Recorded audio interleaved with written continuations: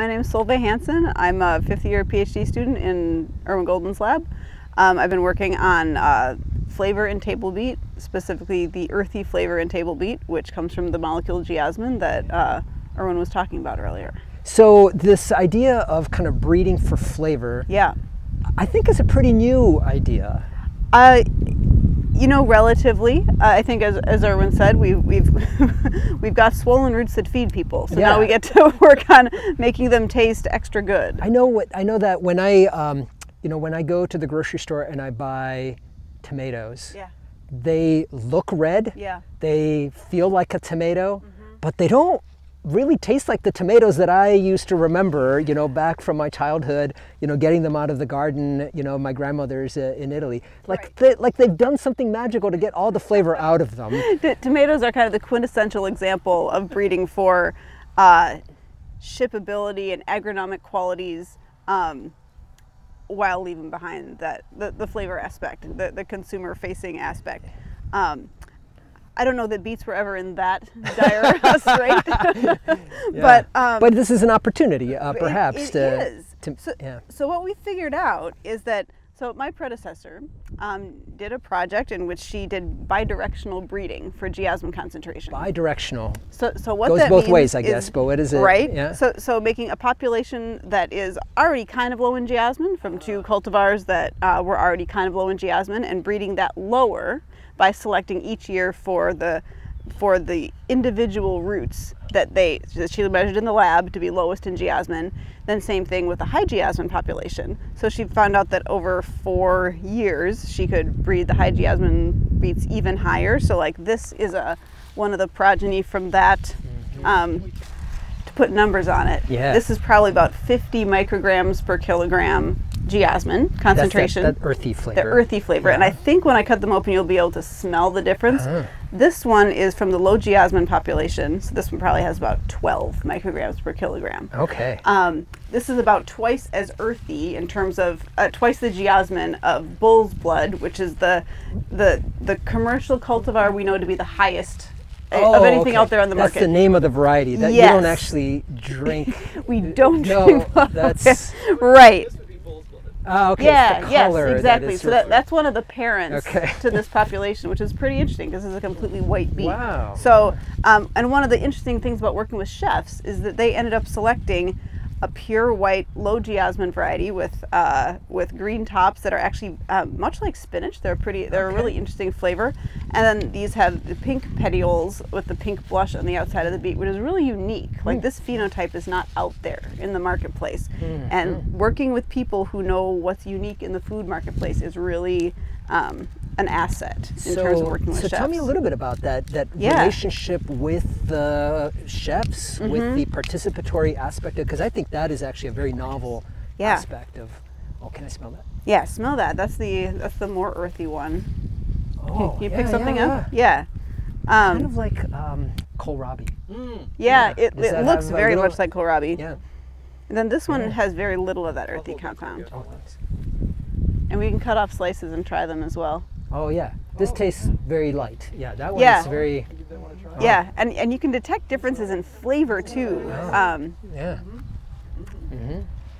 Yeah, so so go with this. Can you tell I'm still like walking around? I'm just going to put it in my back pocket because I want to finish it later. Yes. So what we did, so the whole point of my project was my predecessor bred these populations of beets that we knew were very high in geosmin, very low in geosmin, but segregating for color, root shape, agronomic performance. So we wanted to select something that would grow well on organic farms in Wisconsin, because for specialty varieties like this, organic farmers marketing directly to consumers are the folks who are going to buy that. Like this is not a commodity beet. You can't sell this to the Aldi, you know? Yeah, too specialized. It's right, it's too weird. And probably too expensive for them too, maybe. Well, I don't have that information. We haven't produced it on that large a scale. I mean, to know that, you'd have to know how it grew on a field scale basis, and this is about the scale we're working on right now. Yeah. Worked with a farmer in the area to select to get his priorities for breeding for beets that he grew at his farm. did the same thing with a survey to many farmers in the Seed to Kitchen Collaborative. Right? So Julie Dawson has developed that, and that is the same organization that connected me with this group of chefs who, so every year we took out some beet families that didn't do well in the field, according to the priorities of the farmers who were going to be growing them. Then with the remaining ones, we sorted them into groups by color, and I took those to the chefs. They got 4 low geasmin groups, 4 high geasmin groups each year. They picked their favorite 2, and then those 2 finalists of each group went to a group of consumers at the Farm to Flavor event that has been held each fall. So in that, we did 2 rounds of selection like that, and so I guess in the second round was when we got some white beet groups. So it sounds like a basketball tournament. Totally. Where you're just trying to see who wins the tournament based on personal preferences or chef. Right, with the caveat that whatever group wins each year. So when the white low geasmin group won in I guess 2017, we then took those beets, vernalized them, put them in the greenhouse in an isolation, about 60 roots or so, and let the pollen fly and let them all interpollinate. So then the population the next year was again large, again 30 families, but made of the beets that were selected from the previous year. So that's how we select for the alleles we want, for the genes we want in each generation. And we appeared to have selected for things that grow well, at least here. And now these are being trialed by about a dozen seed companies nationwide. So just to take a little step back. Yes, please. One way and kind of to do the breeding would have been, I'm just going to measure the concentration of that compound. Totally. And use that to decide who the winner is and go on. And that's what Lynn did before me. Right. Yes. But what you said is, I'm actually going to let the chefs decide which one is going to be the winner of this. Because what we want people to do is A, be able to grow it, and B, be able to sell it. And that means that the end users, which are the chefs selling it, buying it for their restaurants and selling it to their customers, and then the people who are eating it at home, they have to like it. Right. And we didn't know how people would like a beet with twice as much earthy compound as the earthiest thing they'd had. Turns out very well. But we actually we measured the geasmin after the fact. We said, how much do you like this? And selected based on just hedonic liking, which is what we call that. How much do you like it quality? And then after the fact said, well, what did the geasmin levels do? And the moral of that story is the high geasmin ones didn't change significantly because they're already very high geasmin and pretty variable. The low geasmin ones shifted a little bit, but we can't connect it to how much people liked them.